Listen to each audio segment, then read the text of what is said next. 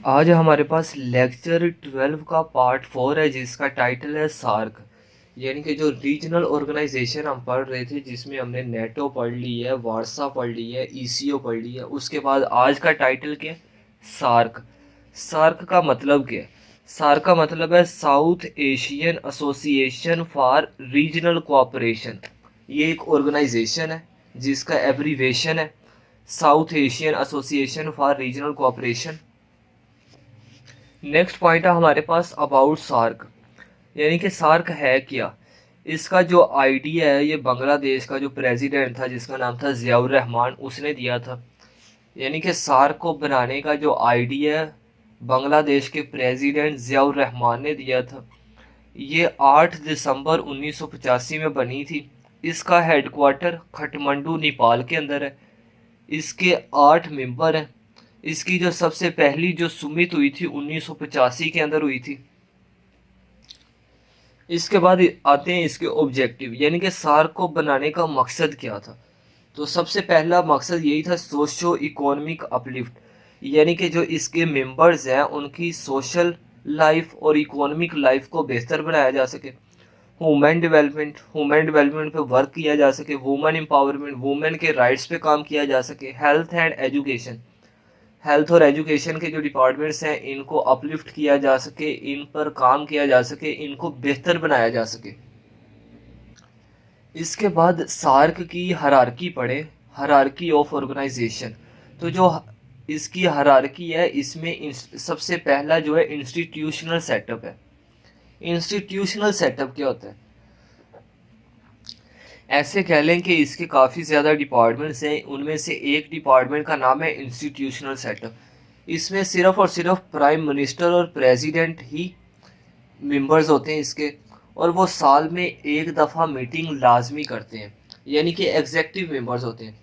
जो institutional setup होता है इसमें जो मेंबर्स कंट्रीज हैं, जो सार के मेंबर्स हैं, इनके जो मेंबर्स के प्रेसिडेंट या प्राइम मिनिस्टर हैं जस्ट वही इसमें शामिल होते हैं इस डिपार्टमेंट में, और वो साल में एक दफ़ा मीटिंग करते हैं। इसके बाद इनका जो दूसरा डिपार्टमेंट है सार का वो है council of ministers. Council of ministers में सिर्फ मिनिस्टर शामिल होते हैं, यानी कि फॉरेन मिनिस्टर्स, वो भी साल में एक दफ़ा मिलते हैं, और जो इसकी पॉलिसी को वो बनाते हैं सार्क की। इसके बाद एक इसका एक और डिपार्टमेंट है जो कि तीसरा डिपार्टमेंट कह सकते हैं, council of secretaries. Council of secretaries में जो इसके कंट्रीज, जो इसके मेंबर्स हैं, मेंबर कंट्रीज हैं, उनमें से ब्यूरोक्रेट शामिल होते हैं। वो सार्क के क्या देखते हैं, लूप होल के, यहाँ पे नुकसान कहाँ पे है, फ़ायदा कहाँ पे है, और जो मिनिस्टर वगैरह ने पॉलिसी बनाई होती है उसको इम्प्लीमेंट करवाते हैं और नई सजेशन भी देते हैं। और जो पहले से इम्पोज्ड है, इम्प्लीमेंट है, उसमें से क्या क्या फेलवर हैं वो भी हाईलाइट करके मिनिस्टर्स को बताते हैं। इसके बाद इसका जो चौथा डिपार्टमेंट है वो टेक्निकल कमेटी है। टेक्निकल कमेटी क्या है? ये नॉलेज शेयरिंग पे वर्क करती है, हेल्थ और एजुकेशन पे काम करती है, बिजनेस अपॉर्चुनिटीज़ पे काम करती है, ताकि जो सार्क के मेंबर कंट्रीज हैं इनमें एजुकेशन को, हेल्थ को, बिजनेस अपॉर्चुनिटीज़ को और नॉलेज को ज़्यादा से ज़्यादा शेयर किया जा सके और ग्रो किया जा सके। इसके बाद अगर हम बात करें structure of SAARC, next heading है। तो जो सार्क की स्ट्रक्चर है इसमें सबसे बड़ा जो होता है वो सेक्रेटरी जनरल होता है। सेक्रेटरी जनरल के बाद एग्जेक्टिव मेंबर्स होते हैं। एग्जेक्टिव मेंबर्स के बाद पीरियड ऑफ सर्विस होता है। इसका पीरियड ऑफ सर्विस 3 ईयर्स है। इसके बाद देखा जाए इकोनॉमिक बेनिफिट्स। इकोनॉमिक बेनिफिट्स में एक नाम बहुत मशहूर है, सेफ्टा और सेप्टा, यानी कि SAFTA, और दूसरा है SAPTA, south Asian free trade agreement है, और दूसरा है साउथ एशियन प्रीफरेंशियल ट्रीटी ऑर्गेनाइजेशन या एग्रीमेंट।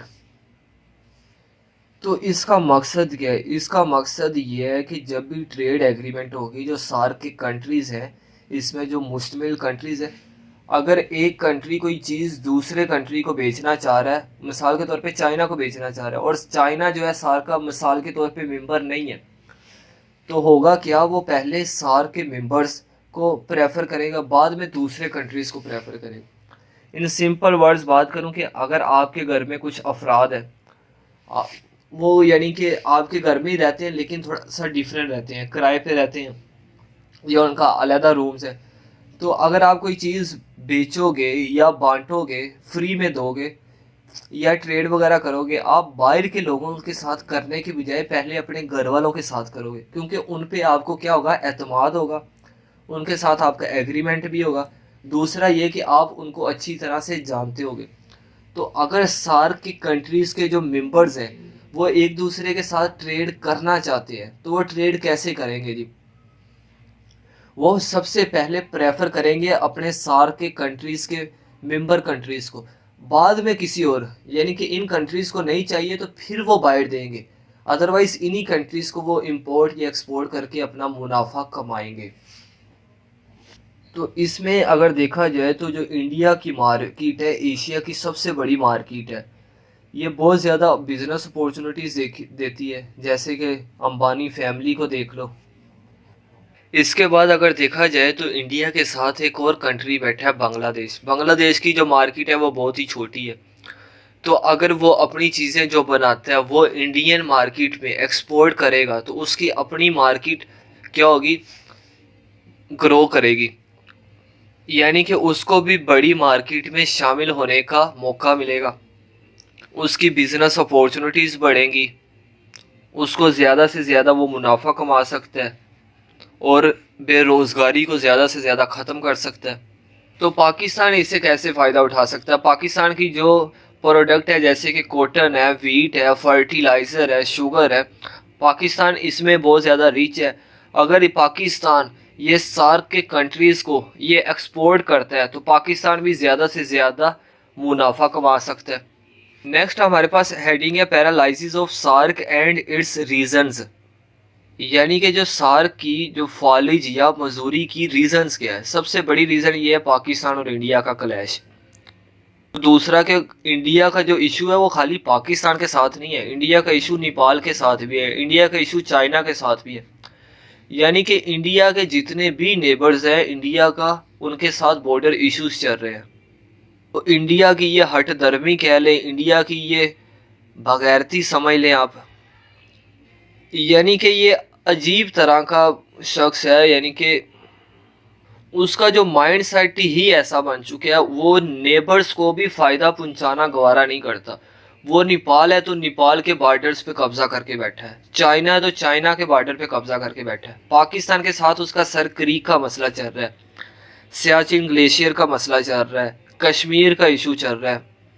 तो इंडिया की इतनी बड़ी मार्केट होने के बावजूद इसके जो नेबर्स हैं इसमें अपनी चीज़ों को एक्सपोर्ट नहीं कर सकते।